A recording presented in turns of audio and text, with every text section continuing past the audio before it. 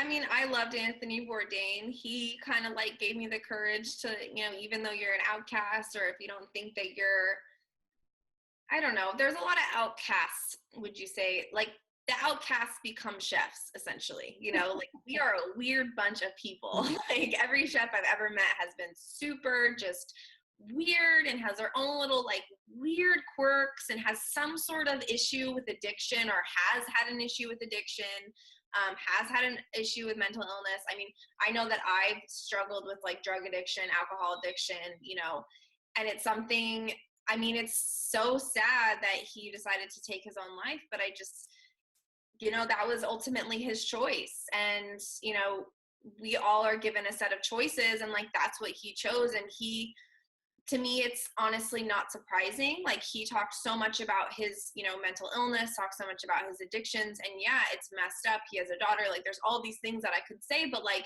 that was his choice. And even though he made that choice, it doesn't make me respect him any less. It doesn't make me love him any less. Like he will and always will be like one of my heroes, because he just said it like it is.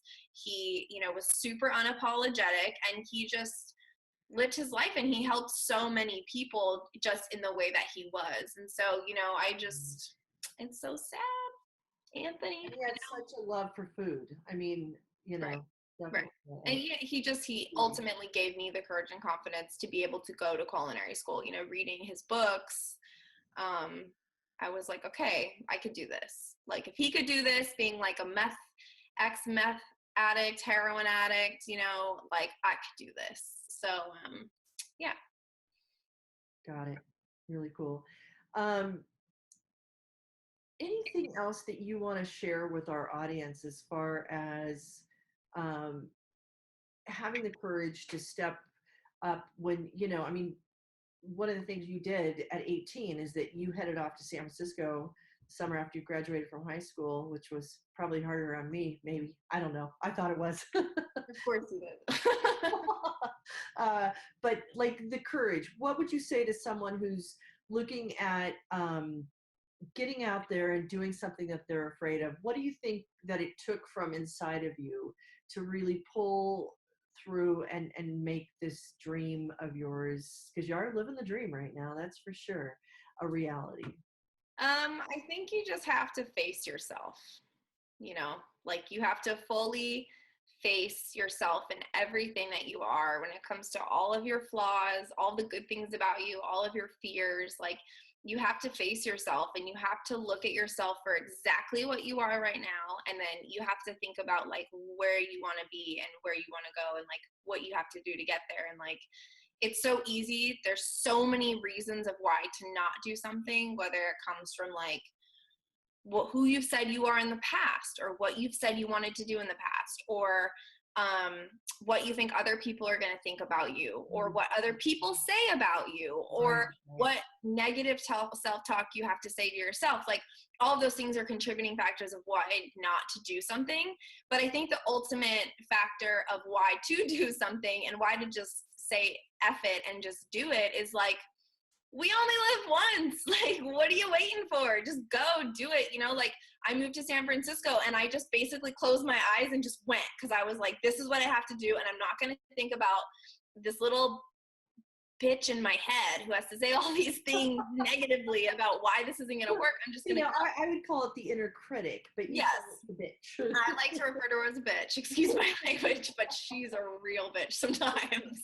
Well, like, and moving to San Diego, I didn't really know what I was doing, but I just kind of was like, I'm going to do it. I'm going to move, like, whatever. And like, of course, the reason why I moved here didn't work out, but all these other things did work out. And so I think, it's just facing yourself. You just have to face yourself. You have to face your mistakes. You have to face all of these things that we all run from. And I think we all run from these things in one form or another, whether it's not living out your dream, whether it's drinking, whether it's substance abuse, whether it's food. Like I know a lot of people eat because they just can't face themselves. And then the more you eat crap, the more you just can't face yourself. And then you're living in this like haze, you know what I mean? And that is just the one thing. Because for me, that's the hardest thing I've ever done, is just face myself and face my choices. And I've had to do it so many different times in my life. And I will have to continue to do it so many different times in my life.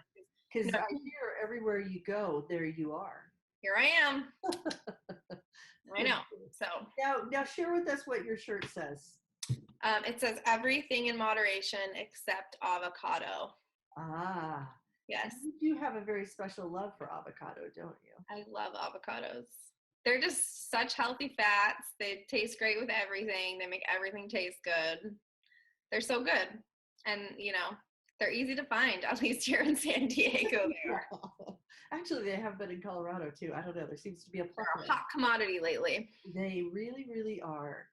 All right. And any other final words that you want to share? I know that I usually do a quote at the end, and I asked if you would share a quote here today, a culinary quote. So why don't you share that, or anything else that you want to share?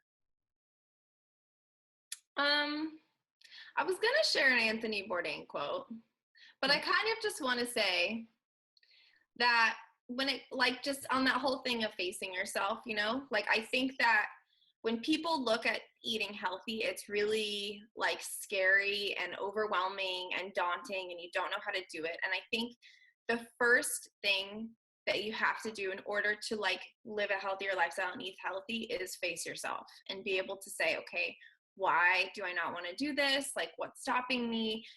The list goes on. And then I think once you face yourself, you give yourself that gift of awareness of being like, okay, I'm fully aware of what's going on and what I need in order to reach my goals or get to the place I want to be at mentally, physically, in my relationships, whatever. And then once you've given yourself the gift of awareness, you can then reach out and ask for help. You can reach out for resources. And I just want to say that because that is just something I see with my clients, with my family members, with my friends, is that, people are so afraid to face themselves and just face it's like, why are you stuck in this pattern? Like, let's face that and let's move forward together. And so I think I just want to say that, and just like to be able to give yourself the gift of awareness is the first and biggest step that you can make into being healthy and like living a healthy lifestyle. Fantastic. I love it. All right. So there we have it. This is another edition of The Courage to Be the Difference. Thank you, my dear. It's just been a pleasure. I love you so much. And, I think you're one of my favorite guests so far. Yeah. Sure. One of them. Just one. Also, you can follow me on Instagram. Yes. Yeah. And be sure. So, let me share that too. So it's Chef Bai, and that's Chef BAI. It's at chef_BAI is my Instagram. Is your Instagram. Okay. So say it again. The Instagram is at chef_BAI, at Chef Bai, and my website is www.chefbai.kitchen. Fantastic. She has some amazing recipes and just very inspiring in so many ways, to be sure, and sharing her life there in beautiful San Diego. All right. So as we close out this issue of Courage to Be the Difference, if there's someone that you could share this with, be sure to do it.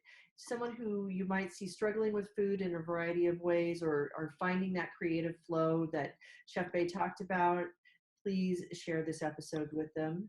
And until next time, this is Sherry Ruskis wishing you the courage to be the difference.